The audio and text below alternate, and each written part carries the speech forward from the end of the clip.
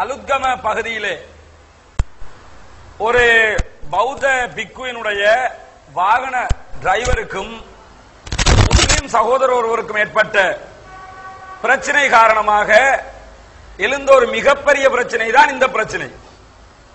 ரெண்டு பேரும் ரோட்ல என்ன செய்யறாங்கன்னு கேட்டா, வாகனம் ஓட்டிய பிரச்சனையில டிரைவரும் பிக்குவினுடைய டிரைவரும் ஒரு முஸ்லிம் சகோதரனும் வாய்த்தக்கம் பட்டுக் கொள்றாங்க. நீ செஞ்சது சரியா, நான் செஞ்சது சரியாண்டு. இந்த பிரச்சனை ஒரு பிக்குவுக்கு முஸ்லிம்கள் அடித்து விட்டார்கள், பௌத்த மதகுரு தாக்கப்பட்டு விட்டார் என்று சொல்லி பௌத்த மதகுருவை முஸ்லிம்கள் எப்படி தாக்க முடியும் என்று பிரச்சாரம் செய்யப்பட்டு அன்றைய தினமே அலுத்கம போலீஸ் ஸ்டேஷன் சுற்றி வளைக்கப்பட்டு மிகப்பெரியதொரு சிக்கலை அந்த பகுதியிலே உண்டாக்கி விட்டார்கள். அது அன்றைய தினம் போலீசாரினாலும் சட்ட நடவடிக்கை எடுக்கப்பட்டு ஓரளவுக்கு தணிக்கப்பட்டு விட்டது. இந்த பிரச்சனைக்கும் பொதுபல சேனா இயக்கத்திற்கும் ஆரம்பத்தில் தொடர்பு இருக்கவில்லை. காரணம் என்ன? இது போற வழியில நடந்த ஒரு சம்பவம். அந்த சம்பவத்தோடு தொடர்பு பட்ட பௌத்த மதகுரு பொதுபல சேனாவோடு சம்பந்தப்பட்டவரா இல்லையா என்பது நமக்கு தேவையில்லை. ஆனா இந்த பிரச்சனை ஒரு முஸ்லிம்களுடைய முழுமையான பிரச்சனை அல்ல, ரோட்ல ஏற்பட்ட ஒரு பிரச்சனை. இந்த பிரச்சனையை பொதுபல சேனா அமைப்பினர் தங்கட கைக்கு எடுக்கிறாங்க.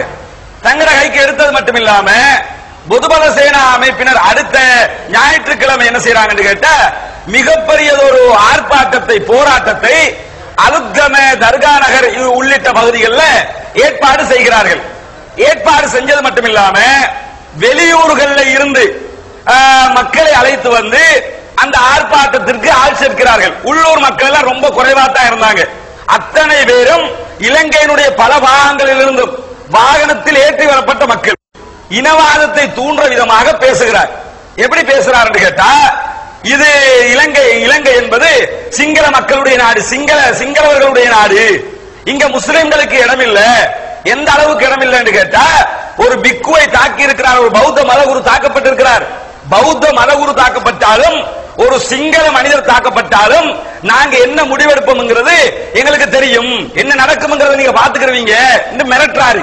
மிரட்டுறது மட்டும் இல்லாம எங்களை எல்லாருமே ஜாதிவா, அதாவது இனவாதிகள் என்று சொல்லிக்கிட்டு இருக்கிறாங்க. நாங்க இனவாதிகள் இல்ல இல்லைன்னு இவ்வளவு காலமா சொல்லிக்கிட்டு இருந்தாரு. இவ்வளவு காலமா பொதுபல சேனா என்பது இனவாத அமைப்பு என்று சொல்லி நாம சொல்லிக்கிட்டு இருக்கிறோம். இவங்களை தடை செய்ய சொல்லி சொல்லிக்கிட்டு இருக்கிறோம். ஆனா இவங்க என்ன சொன்னாங்க தெரியுமா? நாங்க இனவாதிகள் இல்ல, நாங்க அப்ராணிகள். நாங்க ரொம்ப நல்ல மனுஷர், எங்களுக்கு எந்த பிரச்சனையும் இல்லை, நாங்க ரொம்ப எங்களை மாதிரி ஒரு நல்லவன் ஸ்ரீலங்கால கிடையாது. இப்படி பேசினவங்க அன்றைய தினம் நடந்த ஆர்ப்பாட்டத்தில் கலகுடாத்தே ஞானசார தேரர் சொல்றாரு தெளிவாக, நாங்க இனவாதி தான், நாங்க இனவாதம் பேசுறவங்க தான். சிங்கள மக்களுக்கு ஏசி சொல்றாரு, நாங்க இனவாதி தான். இவன் என்ன செய்ய முடியும் சொல்லிட்டு சொல்றாரு. ஆச்சரியம் என்னன்னா, எங்க நாட்டு ஜனாதிபதிக்கு மூளை இருக்கா இல்லையான்றே தெரியல. இந்த நாட்டில் ஜனாதிபதிக்கு மூளை இல்ல, பாதுகாப்பு செக்ரட்டரிக்கு, டிஃபென்ஸ் செக்ரட்டரிக்கு கோட்டாபய ராஜபக்சேக்கு மூளை இல்ல. அப்ப இங்க இருக்கிற அமைச்சர் ஒருத்தருக்கும் மூளை இல்ல.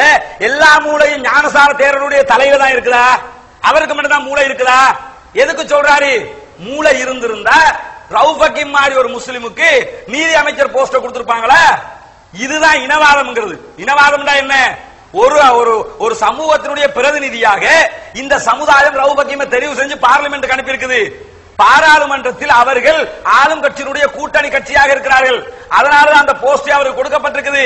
இவர் தன்னுடைய இனவாதத்தை வெளிப்படுத்தினது மட்டுமில்லாம, யாராவது இதுக்கு பிறகு சிங்களவர்களுக்கு கை வைத்தால் என்ன நடக்கும்ங்கிறது தெரியும் அப்படிங்கிறாரு. தெரிஞ்ச என்ன நடக்கும்ங்கிறத அன்னைக்கே வெளிக்காட்டினாங்க. எப்படி வெளிக்காட்டுறாங்க?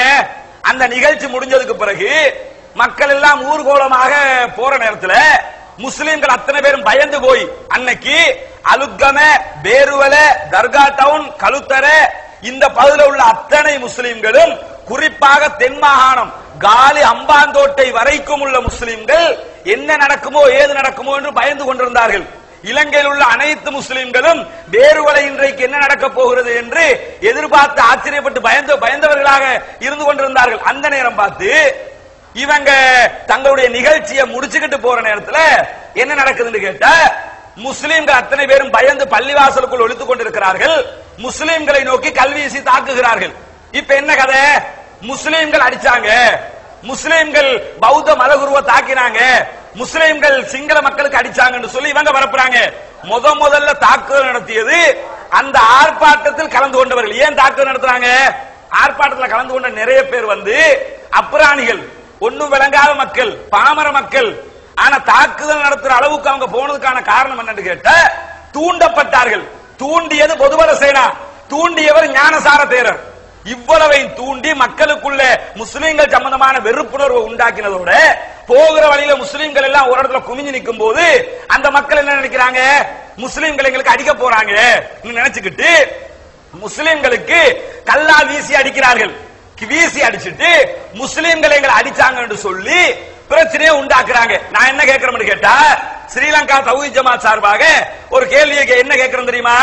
உண்மையிலேயே பௌத்த மதகுரு தாக்கி இருந்தால், பௌத்த மதகுருவை முஸ்லிம்கள் எங்கேயும் தாக்க மாட்டாங்க, அவங்களுக்கு ஏச மாட்டாங்க.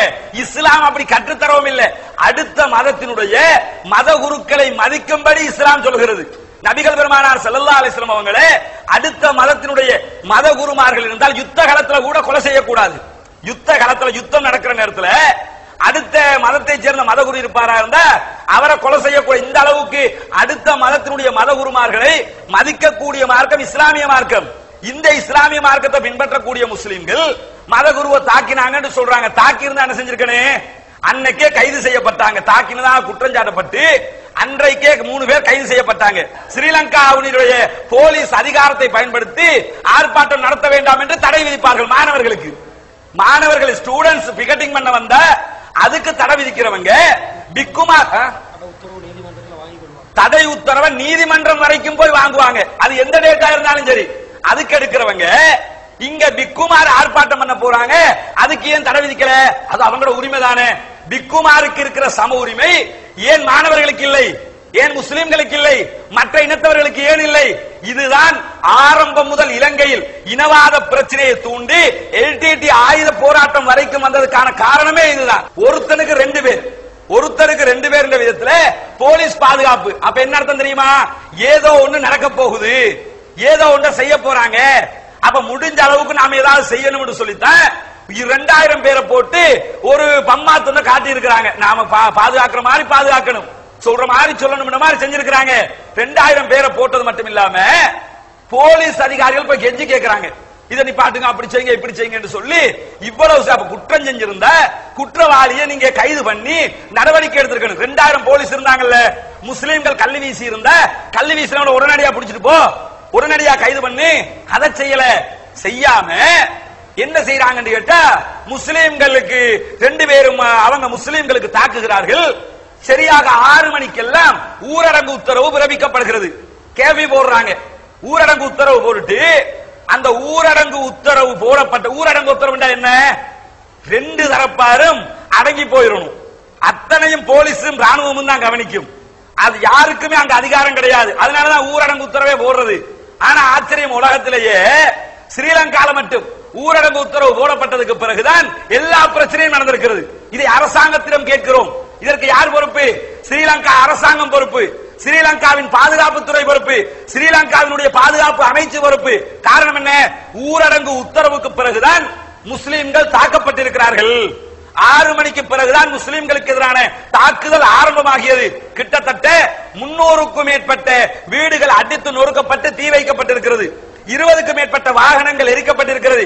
100 கோடிக்கு மேற்பட்ட சொத்துக்கள் முஸ்லிம்களுடைய ஒரு சில கடைகளை தவிர எல்லா கடைகளையும் தீ வச்சிருக்கிறாங்க. முஸ்லிம்களுடைய வயிற்றில் அடிக்கிற வேலையை தான் இவர்கள் பார்க்கிறார்கள். பொதுபல சேனாவுக்கு என்ன தேவை தெரியுமா? முஸ்லிம் முதலாவது முஸ்லிம்களுடைய பொருளாதாரத்தை இல்லாமல் ஆக்கணும்.